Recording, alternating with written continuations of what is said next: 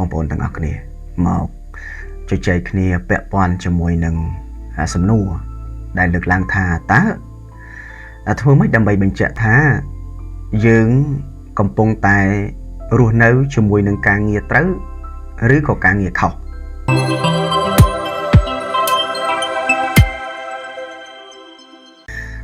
ខ្ញុំចង់ចែករំលែកដល់លោកស្រីបងប្អូនទាំងអស់គ្នាអំពីការវាស់វែងអំពីការកំណត់ដើម្បីបញ្ជាក់ថាការងារឬក៏អាជីពដែលលោកស្រីបងប្អូនបានកំពុងតែធ្វើកំពុងតែបំពេញសប្តាហ៍ថ្ងៃនោះវាពិតជាខុសឬវាពិតជាត្រូវឬក៏វាមានស្ថានភាពបែបណាអញ្ចឹងដើម្បីអាចបញ្ជាក់ថាវាខុសវាត្រូវវាលូតលាស់វាចម្រុងចម្រើនឬក៏វាមិនចម្រុងចម្រើនយើងធ្វើការឲ្យប្រកបទៅលើចំណុច2សំខាន់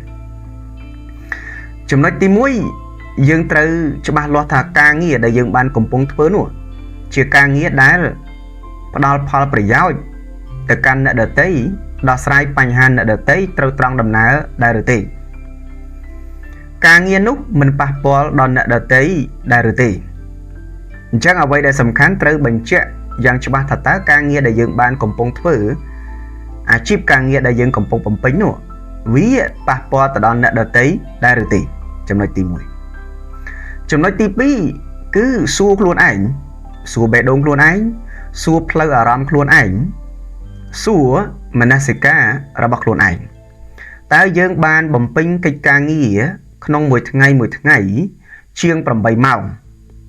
តើយើងទទួលលទ្ធផលផ្លូវអារម្មណ៍ដូចម្ដេចដែលផ្សារភ្ជាប់ជាមួយនឹងស្ថានភាពការងារទទួលអារម្មណ៍រីករាយអារម្មណ៍តានតឹងអារម្មណ៍មានសម្ពាធពោពេញទៅដោយក្តីស្រឡាញ់ឬក៏ពោពេញទៅដោយភាព stress គ្រប់យ៉ាងពាក់ព័ន្ធជាមួយនឹងការងារប្រសិនបើយើងមានអារម្មណ៍រីករាយសប្បាយមានមោទនភាពក្នុងការបំពេញកិច្ចការដែលយើងបានកំពុងធ្វើមានន័យថាការងារនោះគឺជាការងារត្រូវ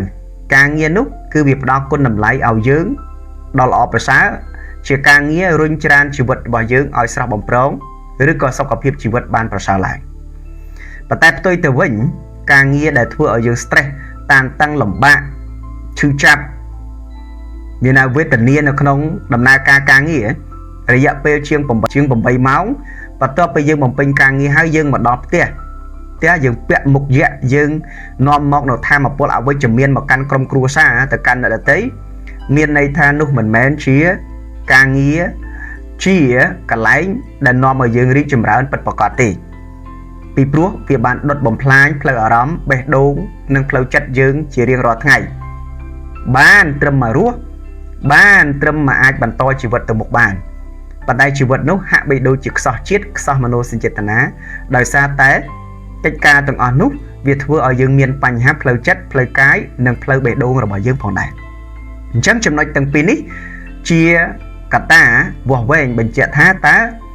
ការងារនោះវាពិតជាការងារត្រូវឬខុសការងារនោះវាពិតជាធ្វើឲ្យជីវិតរបស់យើងរុងរឿងរីកចម្រើនពិតប្រាកដដែរឬទេអញ្ចឹងបងប្អូនអាចត្រិះរិះពិចារណាឆ្លោះបញ្ចាំងហើយដាក់បន្ទុកឲ្យខ្លួនឯងបងប្អូននឹងដឹងអំពីលទ្ធផលជាក់ស្ដែង